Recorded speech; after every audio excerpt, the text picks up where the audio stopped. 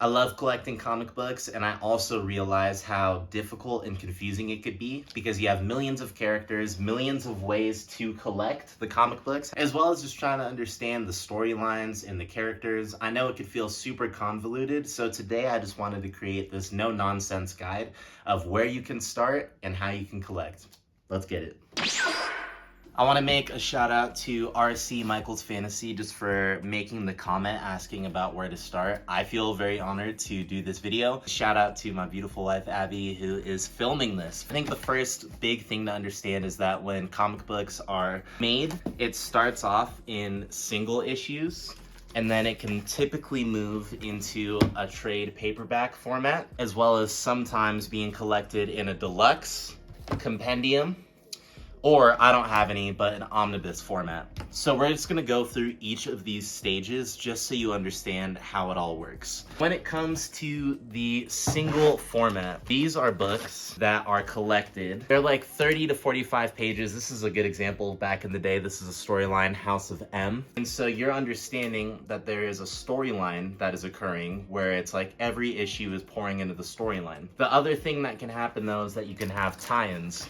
So you can have House of M Spider-Man or House of M Wolverine. So that's the thing you have to keep in mind when it comes to having the single issues, is that it's not just one simple comic line. Sometimes you can have a bunch of comic lines that come into the same thing. It can be kind of daunting to hop in because you're also saying, all right, well, these heroes have a lot of history, so maybe I need to start all the way at the beginning. If you just take Marvel, for instance, and say, I'm going to start at the very start of Captain America, start from 1940s and read that. If you read from then to now, you'd realize that it's about probably 50,000 plus issues, which means that if you spent like 2 hours a day trying to read it, it would take you 20 plus years to even catch up. And also it's a slug. There are a lot of old comics that I am not a fan of, so I would rather just try to latch on to number ones. So what I mean by that is every time you have either a story arc or a new number one, for example, Chip Zdarsky is writing this current Captain America. This is a good starting place for some people because you can always utilize online resources to figure out, okay, like what is the storyline, what's going on, maybe what should I know before reading. I have like 1 through 5, but this is going to be a story, and then up top, this isn't always going to happen in comics, but up top it says Our Secret Wars. It's letting you know that within the run, meaning let's say there's 20 of these issues that come out, that doesn't mean that it's just one story, but this is one story within that run. So 4 and 5, 1 through 5 is all the Secret Wars, and then after that we're gonna get a new portion of whatever story Chip Zdarsky's telling, and then at some point that's gonna end, and then there's gonna be another new writer for Captain America. This is how comic books keep going, is because you have new writers, you have new artists,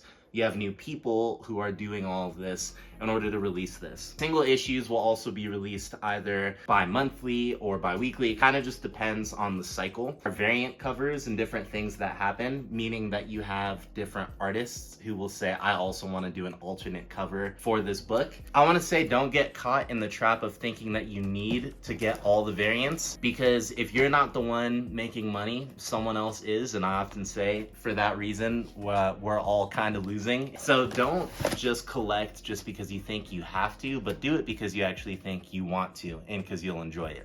So those are the single issues. On the trade paperback portion, or on the DC Compact or Marvel Premiere portion, what's gonna happen here, this is an absolute classic, Batman Death in the Family. This is a storyline that came out in the 80s, and so this will come out in a bunch of different editions, because like I said earlier, you have your single issues, but then when you have that story that's then compiled, they'll put it into a trade paperback format. A lot of the times these aren't the complete thing, and you'll have multiple trade paperback formats for a complete story. But in this case, this was just a couple of issues, and so it was easy for them to compile it so that you have a good understanding of all the things that went down. Helpful part about it is that you have in the contents here, it's letting you know, okay, it's Batman issues 426 through 429, but then it also includes additional issues, which are Batman, New Teen Titans 60, Batman 441, Teen Titans 61, and Batman 442. As you could tell there, you have a lot of these issues that are a part of a bigger legacy. So you can always go back and kind of read that, but you can also kind of trust in the people here that they've kind of just tried to give you a big bird's eye view of a story. And if you want to know more, then you can then go back and either get a little bit more or just read the full-on series. Trade paperbacks I like because I just love the way that it feels. It shouldn't hurt your hand too much. It's pretty thin. I'm always a fan of soft cover or trade paperback format. DC and Marvel, they are facing off on the compact game. This is a size of, basically, if anybody reads manga, pretty similar to that. This big compared to my hand. This is also doing the same thing as a trade paperback, trying to collect the big story in a small format, but also do it at a lower price point, because even this paper you wouldn't be able to feel, obviously, because you're online, so shout out to whoever's watching. But this is kind of like newspaper paper-ish, so it's not the highest quality, which is okay. I think that's great, because these all cost $10, and then the Marvel Premiere Edition costs $15. So for Christmas, or if you're like, okay, I've never read Court of Owls, and all the editions that I'm seeing are pretty expensive, this is a way that you can then go back and read some of the most famous storylines, kind of get your feet wet a little bit, have a good understanding, and then try to figure out more, like what are more of the tie-ins that are included there. It has a nice little tattoo there, Denver Public Library, because we went to a library book sale last month. Was that last month? That was like a couple weeks ago. And Abby nodded her head behind the camera. And basically, I want to just really highlight that, because whether it's using your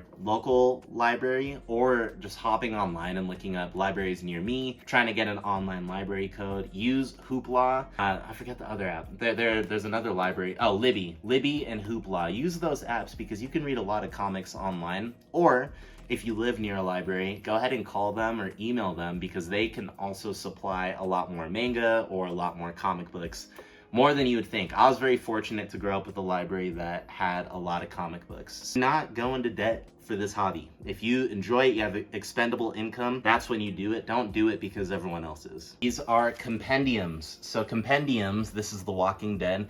This boy is flipping huge.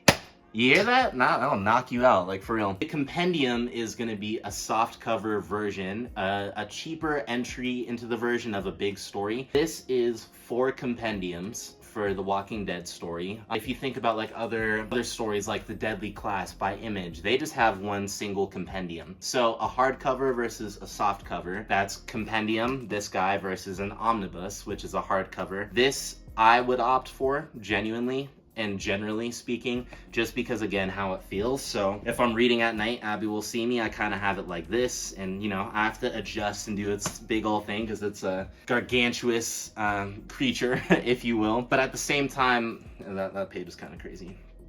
At the same time, you're able to get very large format of the art. So it's cool because when it comes to compendiums, or it comes to omnibuses, omnibi, if you will, you're gonna get these full page panels where you're able to see it in all of its glory, which I really do like. So out of the two, that's what I would say. And then in the middle, you have these deluxe editions, which is kind of the same idea as a compendium because it is hardcover and it is big. Again, this is how big it is compared to my hand. This is Under the Red Hood. You get in all of its glory really cool wide pages, and at the same time you're not going to be breaking the bank, because you will find with omnibuses they go out of print a lot of times, and so when Marvel and DC doesn't reprint these omnibuses, then they will end up having people just buy them out and then people will resell online. I would just say, like, always just try to be looking out for sales. You have sites like In Stock Trades, you have sites like I'll list sites. This is the part where I'll list sites on the list. All right, go.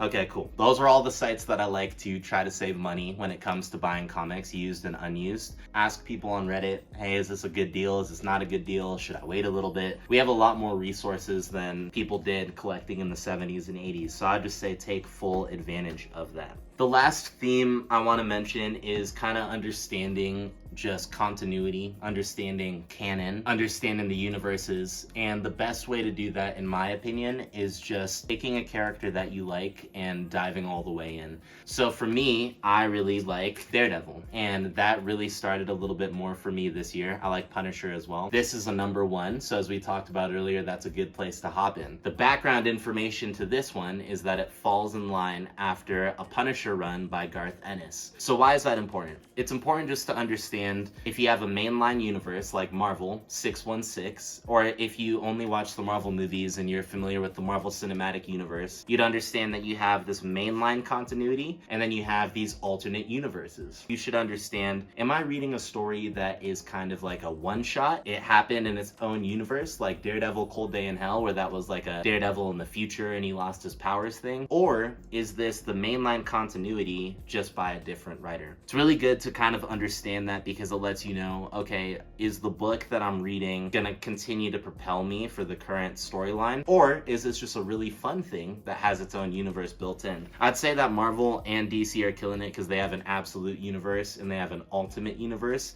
which are outside the continuities, but they're just fully well built, and they're just so awesome. Really take advantage of online forums, take advantage of Google, take advantage of ChatGPT if that's the way that you swing. You saw it earlier. You have all these different versions and ways, and so you don't want to be disappointed in the things that you collect, but also don't just read it because you think you have to. It's not just about superheroes. There are so many graphic novels like Mouse or like Day Tripper, all these stories that are just about humanity and reflection about that. So don't think that you're just pigeonholed into one genre. I'm a big proponent for Marvel. I think you should read Marvel, but also there's Image, there's DC, there's Mirage, there's Vertigo. There's a lot of great ones that you could check out. Collecting comics is fun. I enjoy it personally. There's a lot more for me to learn, and I know there's a lot for you to learn. And so if you have any more suggestions about things you want to talk about, hear about, I'm all ears. If not, more power to you. Thank you so much for watching, and I'll catch you,